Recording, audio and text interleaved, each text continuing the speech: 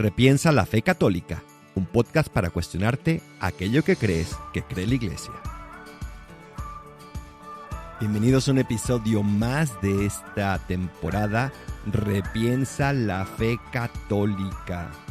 Cuando uno va a comenzar una empresa o cuando uno va a comenzar, por ejemplo, un canal de YouTube o un canal de Instagram y lo quiere hacer de manera más profesional, lo primero que te recomiendan es que creas una diferencia, es decir, ¿cuál es el aspecto que a ti te va a distinguir de los demás? ¿Qué vas a aportar tú que tal vez no está aportando nadie más? ¿En qué te vas a diferenciar? ¿Por qué tienes que crear algo nuevo? ¿Por qué no basta con lo que ya está creado? Y entonces comienzas a buscar precisamente ese aspecto diferenciador. ¿Por qué es importante que yo haga esto o que yo haga aquello?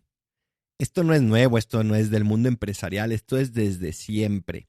Una institución que tiene éxito es una institución que se diferenció de otras. Una institución que vino a aportar algo que no existía previamente y por eso es valorada y por eso es acogida y por eso es necesitada. La Iglesia Católica tiene también esto. ¿En qué se diferencia de las demás? ¿Qué es lo que viene a aportar además de sus enseñanzas? Y aquí es donde entran esas 4 características, esas 4 marcas, esas 4 cualidades propias de la Iglesia que repetimos constantemente en el credo. Estas 4 marcas de la Iglesia que vienen a diferenciarla es hermosísimo reflexionarlas porque nos ayuda a conocerla más directamente. Cuando vas conociendo a una persona y vas conociendo sus cualidades, sus características y dices, no, es que ella sí es así y la otra no. Es que ella tiene esta cualidad y la otra no. Lo mismo pasa con la Iglesia Católica. Conocerla, conocer estas 4 cualidades nos ayuda a enamorarnos más de ella, nos ayuda a darnos cuenta de lo que realmente es ella. Y conocemos que estas 4 cualidades es que la Iglesia es una, la Iglesia es santa, la Iglesia es católica y la Iglesia es apostólica. Y en este episodio quiero reflexionar sobre cada una de estas marcas. Lo primero es que la Iglesia es una, es decir, esa unidad.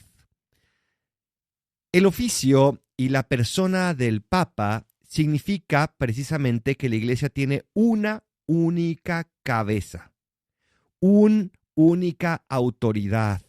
Y hacia ella nos referimos cuando hay algún problema que la autoridad local no puede solucionar.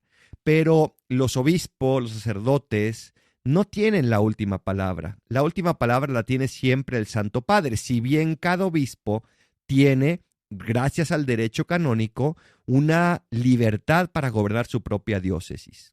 Pero en el Papa vemos esa cabeza de unidad, ese centro. Un círculo no puede tener muchos centros, tiene solo uno. Y el único centro de la Iglesia Católica es el Santo Padre. En él vemos reflejado precisamente esa voluntad de Cristo de que todos sean uno. En él encontramos esa garantía de que va a mantener esa unidad de espíritu, esa unidad de fe, esa unidad de enseñanzas. Por eso hay también un solo depósito de la fe, es decir, una sola doctrina católica que el Papa recibe y que el Papa custodia. El Papa no se lo inventa, no es que el Papa se levante un día y diga, bueno, hoy yo creo que la Iglesia va a enseñar que hay que cambiarse el zapato izquierdo por el derecho. No, el Papa no se inventa absolutamente nada. Lo único que el Papa hace es custodiar la fe y sacar las consecuencias de ese tesoro de la fe que recibimos como revelación de Dios, sacar las consecuencias para nuestro tiempo de hoy, pero no se inventa absolutamente nada. ¿Dónde encontramos, por decirlo así, ese sistema de creencias que aseguran que la Iglesia sigue siendo una en su fe? Lo encontramos en ese preciosísimo libro que se llama El Catecismo de la Iglesia Católica. No sé si tengas uno.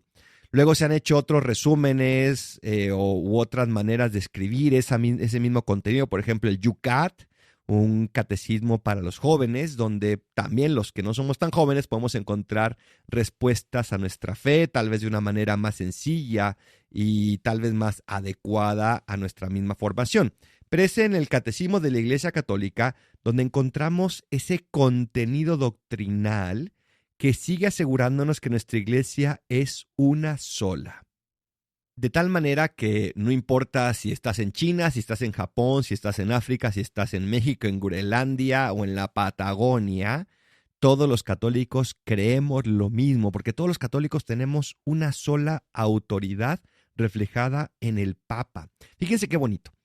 No importa las tradiciones de los lugares, no importa los idiomas, no importa la cultura, la oración del Padre Nuestro, por ejemplo, es siempre la misma.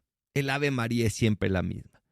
Y lo puede rezar el pobre más pobre del universo y el rico más rico de la historia, y es la misma oración, porque somos una sola iglesia y somos igual. El tesoro es igual para todos, está disponible para todos. No hay diferencia de clases, de cultura, de naciones.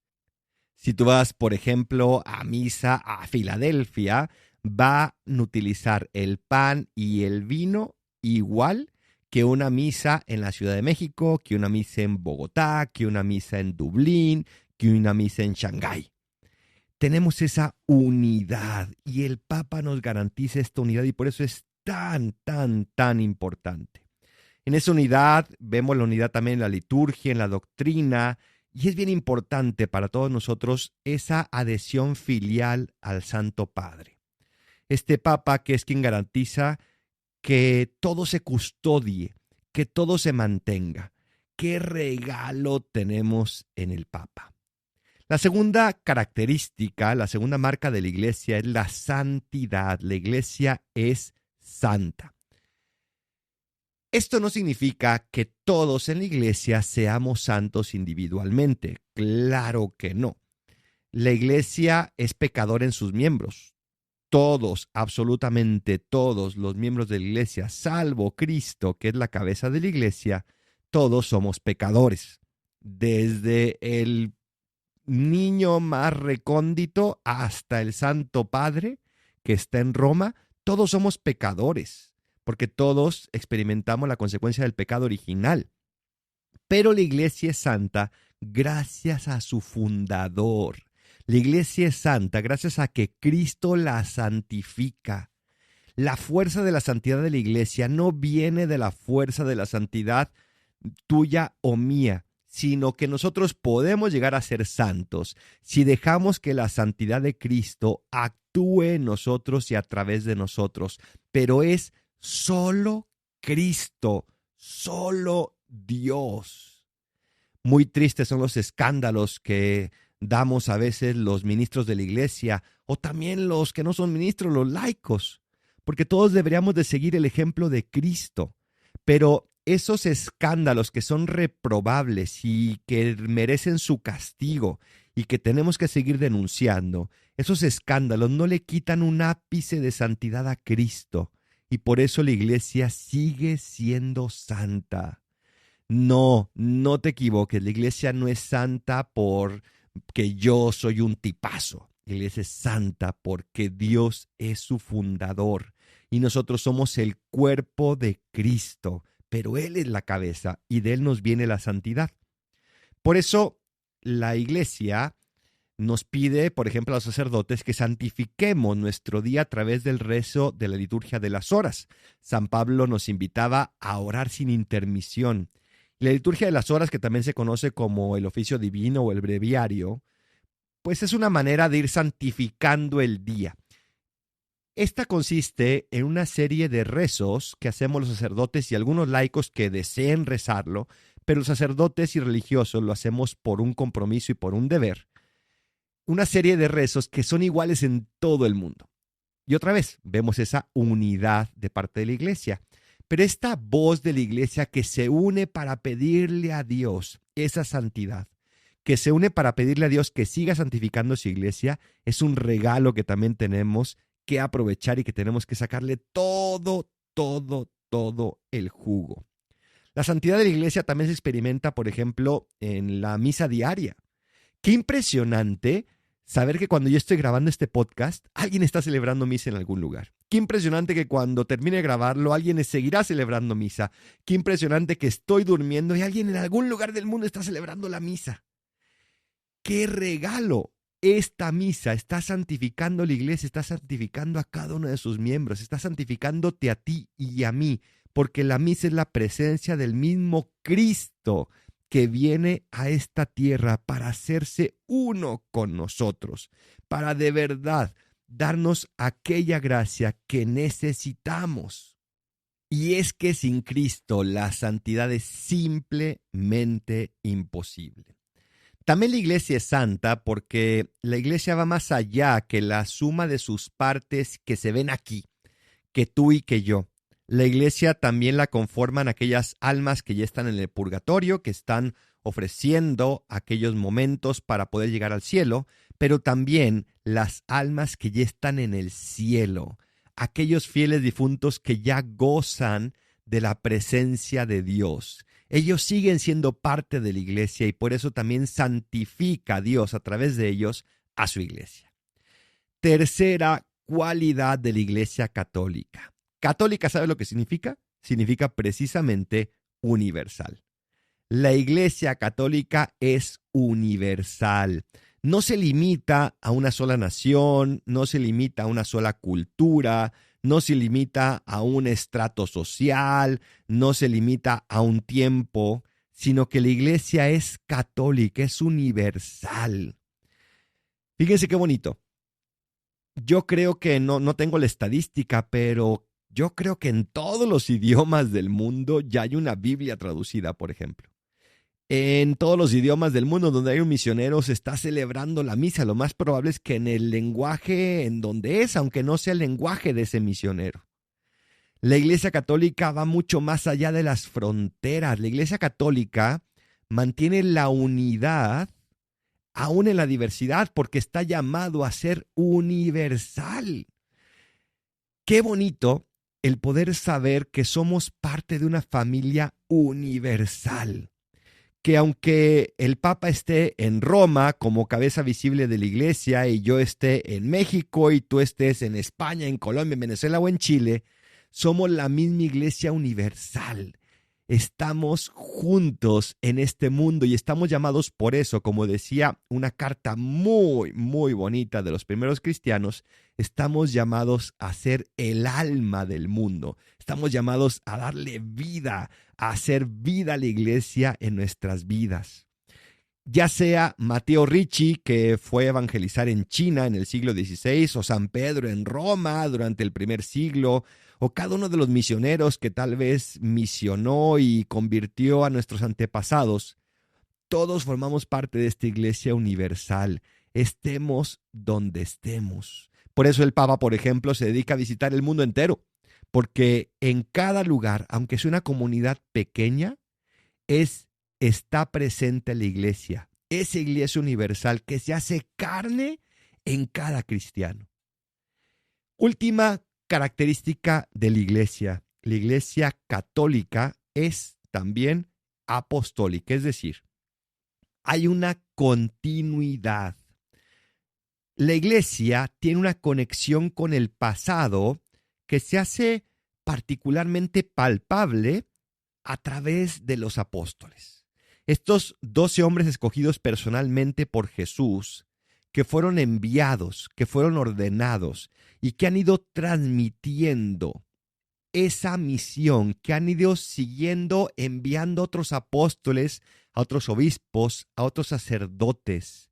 La iglesia es apostólica porque ve su origen en esos apóstoles, en esos 12 hombres a través de los cuales Cristo comenzó su iglesia.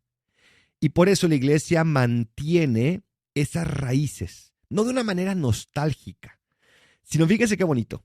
Cada obispo, cada diácono, cada sacerdote pudiera rastrear su origen a uno de los 12 apóstoles. Tristemente, pues en aquel entonces no les importaba tanto eso.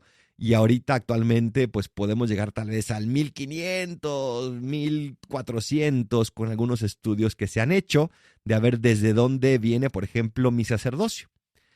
Pero la iglesia se aseguró, gracias a su unidad, gracias a su autoridad, que cada uno de los obispos fuera ordenado por alguien que viniera de un apóstol. Somos apostólica. La credibilidad y la autoridad pueden ser rastreadas hasta esos primeros pescadores que Jesús escogió para guiar a su iglesia. Y esos mismos pescadores que fueron enviados por Jesús comenzaron a enviar y se hizo una cadena hermosísima que llega desde hace casi 2000 años hasta hoy para ti y para mí. Seguimos siendo enviados, seguimos siendo también apóstoles. Ojalá que en este episodio hayas descubierto esa belleza de esta iglesia universal, de esta iglesia apostólica, de esta iglesia santa, de esta iglesia que es una, porque en ella Cristo que te quiso dejar a ti, me quiso dejar a mí un signo de su presencia llena de amor. Recuerda que la iglesia no somos los sacerdotes, no son los obispos, la iglesia somos tú y yo. Somos miembros de ese cuerpo místico de Cristo y por eso tú y yo tenemos el regalo, el derecho y el deber de conocer y de transmitir esta fe, que es una riqueza para el mundo entero. Pues muchas gracias por acompañarme en este episodio. Nos vemos en el próximo, donde seguiremos profundizando en lo que de verdad es la Iglesia Católica. Soy el Padre Adolfo. Recen por mí, yo rezo por ustedes. Bendiciones.